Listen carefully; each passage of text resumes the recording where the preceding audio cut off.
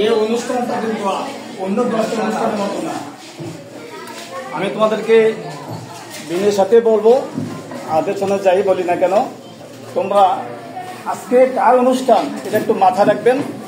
যেহেতু যে প্রিয় নবী সাল্লাল্লাহু আলাইহি ওয়াসাল্লামের জন্মদিন উপলক্ষে আজকের আয়োজন, সেখানে আমাদের কতটুকু মোটামুটি আদব কায়দার সাথে আমাদের বসে থাকতে হবে, এটা তোমরা নিশ্চয়ই জানো। তোমরা যেহেতু মুসলমানের সন্তান, কিন্তু শয়তান কিন্তু বসে নাই। শয়তান তোমাকে ধোঁকা দেওয়ার চেষ্টা করবে, তোমাকে গুনাহগার করার চেষ্টা করবে। সেই দৃষ্টিতে আমি বলবো, তোমরা সারারা প্রধান শিক্ষক স্যার যে কথা হয়তো বলে শেষ করে দিবে, সেই ক্ষেত্রে এইটুকু পর্যন্ত তোমরা একটা চুপ থাকে, তোমাদের যাতে কোনো গুনাহগার কাজে লিপ্ত না হও, আমি প্রত্যাশা তোমার কাছে রাখি। আমি আজকে এই ঈদুল মিলাদুন্নবী সম্পর্কে আলোচনা সভার সম্মানিত প্রধান আকর্ষণ আছে আমাদের প্রধান শিক্ষক জনাব মুক্তাসির রহমান, আমার সহকর্মী ও ছাত্রছাত্রীবৃন্দ, আসসালামু আলাইকুম। আমি এটুকু বলবো যে আজকের এই দিনে আমাদের শেষ আখির নবী হযরত মুহাম্মদ সাল্লাল্লাহু আলাইহি ওয়াসাল্লামের জন্মগ্রহণ হয়েছিল, এবং ওনার জীবন সম্পর্কে আলোচনা করতে হলে বিশদ সময় দরকার, বিশেষ অভিজ্ঞতা দরকার, বিশেষ জানতলা লোকের দরকার। আমরা হয়তো ওটুকু জানি না, তারপরেও মুসলমান সন্তান হিসাবে যতটুকু পূর্বপুরুষ থেকে জেনেছি এবং আলোচনার মাধ্যমে জেনেছি, সে ওইটুকু একটু আলোচনা করব। আমাদের ইমাম সাহেব আব্দুর রহমান স্যার যে কথাগুলো বলছে, অনেক কিছু কথা বলছে, ইয়াকুব স্যার অনেক কিছু বলছেন, বলার কিছু নাই। আমি শুধু একটু বলতে চাই, আমার এই জীবনের জীবদ্দশায় আজকে 1988 থেকে শুরু করে অদ্যবধি 24 সাল চলছে, সে সময়টুকুতে এমন ধরনের একটা অনুষ্ঠান আমি পাবো জীবনে কল্পনা করতে পারি নাই। এই জন্য আমি আল্লাহ রব্বুল আলামিনের কাছে প্রার্থনা করছি, এই যে একটা অনুষ্ঠান করার মতো নবী করিম সাল্লাল্লাহু আলাইহি ওয়াসাল্লামের জন্মদিন নিয়ে আলোচনা, এই অনুষ্ঠান হবে আমি কখনো আমরা কল্পনা করতে পারি এই বাংলাদেশ অন্তপক্ষে।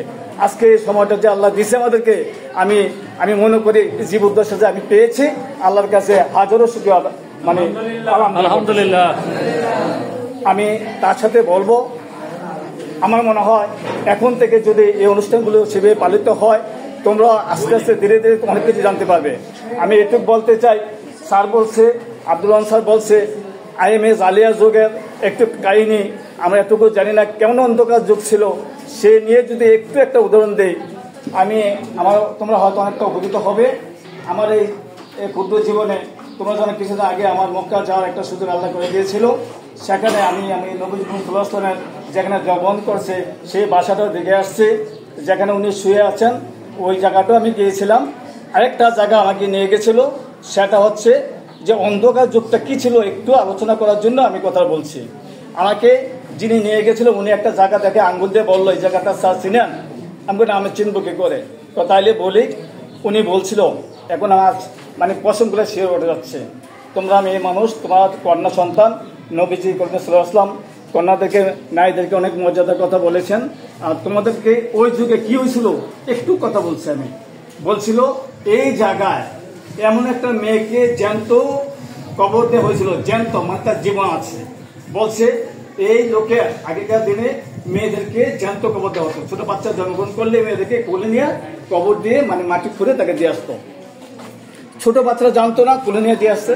কিন্তু এই মেয়েটার মধ্যে একটু ব্যতিক্রম ছিল, যে মেয়েটা ওই লোকে নাকি ব্যবসার কাজে দীর্ঘদিন একটু দূরে ছিল, হয়তো কয়েক বছর হয়ে গেছে।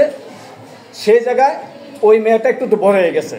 যখন নাকি মেয়েগুলো একটু বড় হয়ে যায়, তাহলে সে কিন্তু মৃত্যুকে ভয় পায়, মৃত্যুর যে কি জিনিস সেটা সে বুঝতে পারে। তার ভয় হওয়ার মতো একটা বয়স ছিল।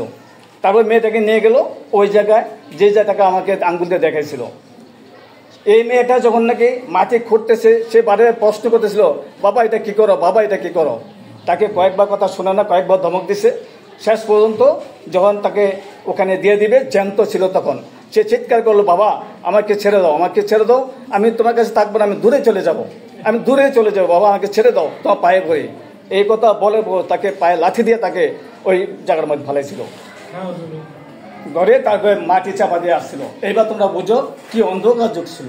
সে যুগে আল্লাহ সহ্য করতে পারে নাই। তখন এই আমাদের নবী করিম সাল্লাল্লাহু আলাইহি ওয়াসাল্লামের এই অন্ধকার যুগকে আলোকিত করার জন্য হয়তো এই নবী করিম সাল্লাল্লাহু আলাইহি ওয়াসাল্লামের জন্মগ্রহণ শুরু করেছিল। 570 খ্রিস্টাব্দে 12 রবিউল আওয়াল কুরাইশ বংশে মা আমিনার গর্ভে এই মহান ওনার জন্ম হয়েছিল। তাহলে ওনারই আজকে আমরা আলোচনা সভা চলছে, তার সম্পর্কে অনেক জানার আছে, অনেক বুঝার আছে। ওনাকে অনুসরণ করার মতো আমাদেরকে উপলব্ধি করতে হবে। সেই জায়গায় আমাদের কতটুকু আদব কায়দা থাকতে হবে এই চিন্তা করে ভবিষ্যতে তোমরা শিখবে, সারারা বলবে, তোমরা থেকে বলতে হবে, তোমরা শিখতে হবে। আমি আশা রাখি এই মুসলিম দেশে আমাদের এই প্রতিষ্ঠানের যাতে নামাজের একটা বাধ্যতামূলকভাবে একটা নামাজের ব্যবস্থা করা হয়, আমি সরকারের কাছে একটা প্রত্যাশা রাখি। এবং আমাদের যারা ইমাম সাহেব আছে উনি যেন এই ব্যাপারে বিশদ ভূমিকা পালন করে।